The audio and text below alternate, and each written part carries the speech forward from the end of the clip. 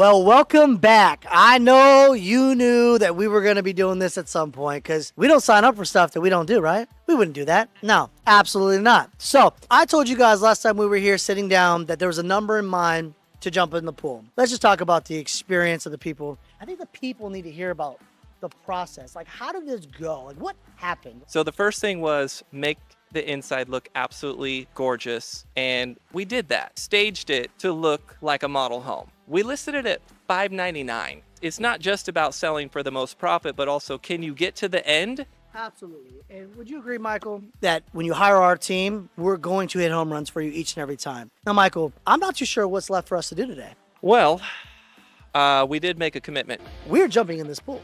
And there's a number in my mind that we sell this house for, and we're in this pool. So who's staying tuned for that? Because we must jump in this pool. I don't like those things. What are those things called again? And why did this have to be on a cold day? I don't know, man. And the pool's not heated right now. Also true. Can I back out? Absolutely not. All right.